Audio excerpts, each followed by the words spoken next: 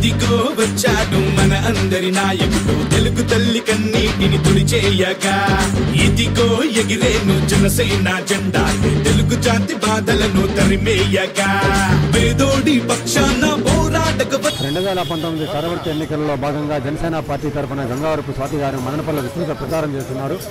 అదేవిధంగా వాళ్ళ భర్త అయిన రామదాస్ చౌదరి కూడా వాడవాడలా తిరుగుతూ ఈరోజు రామసముద్రం మండలంలో పర్యటించడానికి వెళ్తున్నారు. ఆయనతో పాటు పవన్ కళ్యాణ్ అభిమానులు అదేవిధంగా జనసేన కార్యకర్తలు కూడా ఉన్నారు. ఈరోజు ఆయన అడిగి ప్రచారం ఏ విధంగా చేస్తున్నారు ఏమన్న విషయాన్ని అడిగి కనుక్కుందాము. అన్నా నమస్తే అన్న, ఇప్పుడు మీరు ఈరోజు మనకు కేవలం 5 రోజులు మాత్రమే ఉంది. ఇప్పుడు రామసముద్రం మండలానికి కూడా మీరు ప్రచారానికి వెళ్తున్నారు. మరి మారుమూల మండలాలైన రామసముద్రం కానీ నిమ్మనపల్లి మండలాల్లో ఏ విధంగా జనసేన అభిమానులు ఏ విధంగా మిమ్మల్ని రిసీవ్ చేస్తారు? బ్రహ్మాండంగా ఏ గ్రామానికి పోయినా ఏ మండలానికి పోయినా మున్సిపాలిటీలో ఏ వార్డుకి పోయినా కూడా పవన్ కళ్యాణ్ గారి నేతృత్వంలో జనసేన పార్టీ పట్ల ముఖ్యంగా మదనపల్లి నియోజకవర్గంలో నేను కానీ నా భార్య కానీ మేము నిస్వార్థంగా సేవ చేసిన దాని పట్ల యువకులు ముఖ్యంగా మహిళలు బాగా ఆకర్షితులై చాలా బాగా రిసీవ్ చేసుకుంటున్నారు. అదేవిధంగా కేవలం కొద్ది రోజులు మాత్రమే ఉంది. ఈ రోజు నుండి పోలింగ్కి ఇచ్చిన సమయం కూడా చాలా తక్కువ కాబట్టి మీరు అందులో ముందు నుండి రాజకీయాల్లో ఉన్నారు కాబట్టి అంటే మీరు ఇక్కడ మదనపల్లి పట్టణంతో పాటు ఇంకా మిగతా మండలాల్లో కూడా ఉన్నారు.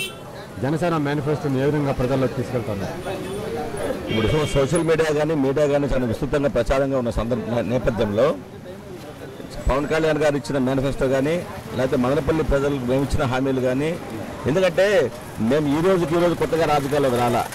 ఈరోజు మదనపల్లిలో ఏ వీధి ఎక్కడుందో, ఏ మండలం ఎక్కడుందో, ఏ గ్రామం ఎక్కడుందో అడ్రస్ లేని వాళ్ళు కూడా ఈరోజు కోట్ల రూపాయలు డబ్బులు ఇచ్చి టికెట్లు కొనుక్కునే నేపథ్యం. కానీ అటువంటిది గత 20 సంవత్సరాలుగా ఓడినా గెలిచినా చచ్చినా బతికినా ప్రజల్లోనే ప్రజా జీవితంలోనే ప్రజలతోనే ఉంటున్నాం కాబట్టి మాకు ఈ సమయం సరిపోతుంది. మేము చెప్పాల్సిన సందేశాన్ని ప్రజలు గట్టిగా బలంగా తీసుకెళ్తా ఉన్నాం. అదేవిధంగా ఈరోజు మనము మదనపల్లి పట్టణంలోని బోయి సర్కిల్లో ఉన్నాము, రాగిమాన్ దగ్గర. ఇక్కడ ఇంకొక పవన్ కళ్యాణ్ అభిమాని అదేవిధంగా జనసేన పార్టీకి సంబంధించిన యువ నాయకుడు ఉన్నాడు, అతను కూడా అడిగి తెలుసుకున్నాము. రాజేష్, మీరు ప్రచారం ఏ విధంగా చేస్తున్నారు, ఏ విధంగా ముందుకెళ్తున్నారు? మీరు ఏమన్నా ఇంకా యూత్ని కలుపుకొని ఇంకా ఏమన్నా కొత్త కార్యక్రమాలు కానీ ఏమన్నా చేస్తున్నారు? పవన్ కళ్యాణ్ గారి స్ఫూర్తితో నీతికి నీతికి అవినీతికి జరుగుతున్న ఈ పోరాటంలో నీతివంతమైన పార్టీగా జనసేన పార్టీ ఆల్రెడీ ఆంధ్రప్రదేశ్లో ముద్ర వేసుకుంది.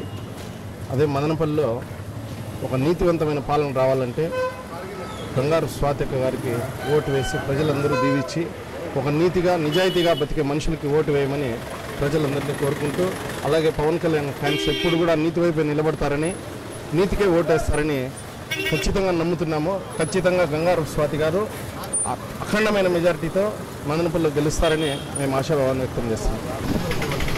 జనసేన పార్టీకి సంబంధించి ఇంకా చాలామంది అభిమానులు ఉన్నారు. బెంగళూరు నుండి కూడా అంటే మదనపల్లి నుండి వెళ్ళి స్థిరపడిన వాళ్ళు చాలామంది ఉన్నారు. అదేవిధంగా మదనపల్లి నుండి బెంగళూరుకు వెళ్ళి స్థిరపడి జనసేన పార్టీ అభిమాని ఇంకొక అతను ఉన్నారు, ఆర్కిటెక్ట్ అతను కూడా పనిచేశారు.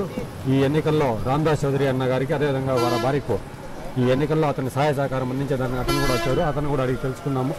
మీరు చెప్పండి, చాలా మార్పు కోసం అన్నది పవన్ కళ్యాణ్ రాజకీయాల్లోకి వచ్చాడు. ఇంతవరకు మీరు చాలామంది రాజకీయ నాయకులు చూస్తున్నారు. అంటే పవన్ కళ్యాణ్ పార్టీ సిద్ధాంతాలకు మిగతా పార్టీ సిద్ధాంతాలకు ఉన్న వేరియేషన్ చెప్పండి. అదేవిధంగా మీరు ఏ విధంగా వాళ్ళ గెలుపుకు కృషి చేస్తారనే కూడా చెప్పండి. ఇప్పుడు నేను నా పనులన్నీ వదులుకొని ఇంత దూరం రావడానికి కారణాలు, ఇది జస్ట్ మామూలు రాజకీయ పార్టీ కాదండి.